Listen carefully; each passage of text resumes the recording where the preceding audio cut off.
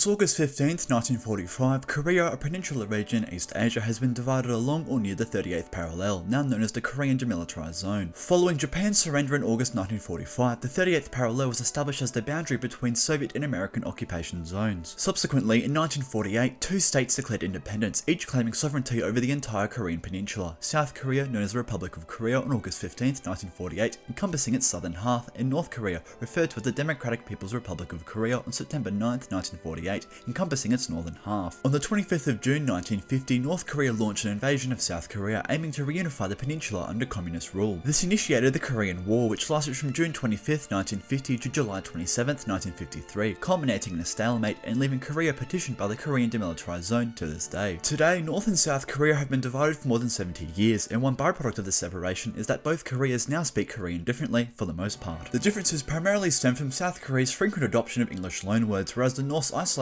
stance results in the purification of foreign terms and a reduction in Hanja, Chinese characters used in the writing of Korean whenever feasible. However, since Hanja forms the majority of the Korean language's lexicon, the scope for purging these words is limited. Of course, many people might know that North and South Korea are not the only two places once divided between a capitalist America and a communist USSR. Germany experienced a 41-year division between the Western Bloc led by the United States and the Eastern Bloc led by the USSR. In the West stood the Democratic Federal Republic of Germany, established on the 23rd of May 1949, while in the East emerged the Marxist-Leninist German Democratic Republic, established on the 7th of October 1949. Unlike Korea's enduring division, both the FRG and GDR eventually reunified, with the 10 former GDR states integrating into the Federal Republic of Germany on the 3rd of October 1990. So, in the 41 years Germany was divided, was German spoken differently in East and West Germany. But first, the Korean spoken by North and South Korea. Despite 70 years of divergence marked by limited interaction and isolation, the language hasn't undergone significant changes. Pronunciation disparities remain relatively minor, particularly as Northern vocabulary leans heavily towards Chinese and native Korean influences, with the occasional Russian sprinkled in. However, comprehension can pose a challenge for the North, as South Korean loanwords primarily derive from English, often with altered meanings that require some adjustment even for English speakers. In a similar fashion, this situation applies to the German spoken in East and West Germany. In essence, much like Korean, German did undergo significant alterations between the two countries. While East Germany did introduce several dozen uniquely East German terms and slang words reflecting its socialist ideology at the time, there was no substantial divergence in the German language as a whole. As is obvious, German served as the official language in both East and West Germany, and contrary to common belief, there was ongoing interaction between the two countries. Despite border checks and bureaucratic hurdles, West Germans were permitted to cross the border, and East Germans frequently and illegally accessed West German radio and television broadcasts to evade state censorship. The division between the two countries never escalated to the extent of the Korean divide, as East Germany never embraced a Juche-style isolationist nationalism that has characterized North Korea since at least the conclusion of the Cold War. As previously mentioned, the primary linguistic disparities between the FRG and the GDR comprised unique East German terms and slang. Thus, there were certain terms that were reasonably well known in the East, but virtually unknown in the West. A notable example is that on weekends, the people of the GDR would spend time relaxing in their dacha, a weekend home, a word taken from the Russian Dacha. West Germans, on the other hand, would generally say Wochenendhaus. but even most of these unique GDR terms are now fallen out of use, as they were either civically political or referred to technology that was current during GDR times. The German Democratic Republic officially characterized itself as a Arbeiter- und Bauernstaat. or workers and peasants state, aligning with the Marxist-Leninist ideology of the East German regime. Likewise, the Berlin Wall was formerly called Antifaschistischer Schutzwall. or anti-fascist protection rampart. The use of the term Schutzwall. carries defensive implications, portraying the wall as a safeguard against external threats. Those who dared defy the anti-fascist protection rampart engaged in the act of Rübermachen. or to make a cross, signifying the illegal escape from East Germany to West Germany. The lexicon of the GDR differed quite a bit from that of the FRG, in that it deliberately borrowed words from Russian, while the latter was awash with Americanisms, indicating the political alignment of each state. For instance, while individuals in the West referred to a space traveler as an astronaut, in the East they used the term cosmonaut, from the Russian Kosmonaut.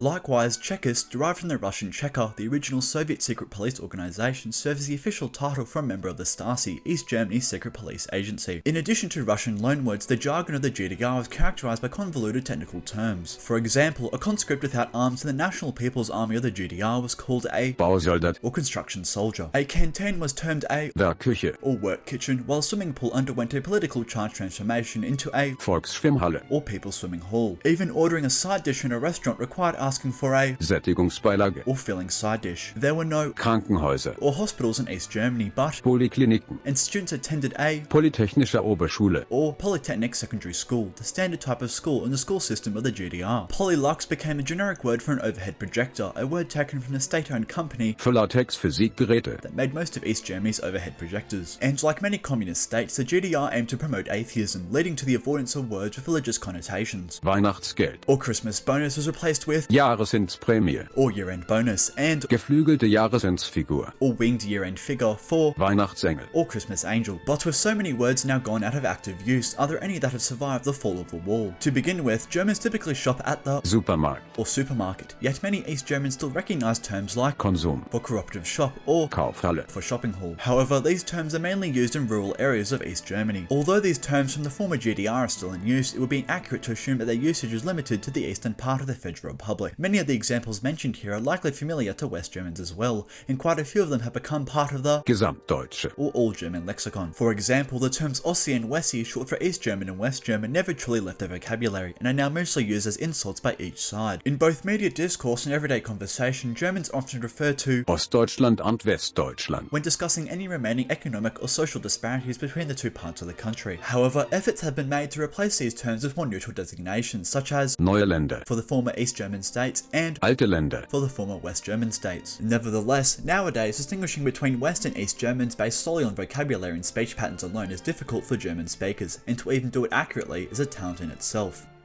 This hasn't made Jack, and if you're German, please leave your comments in German down below.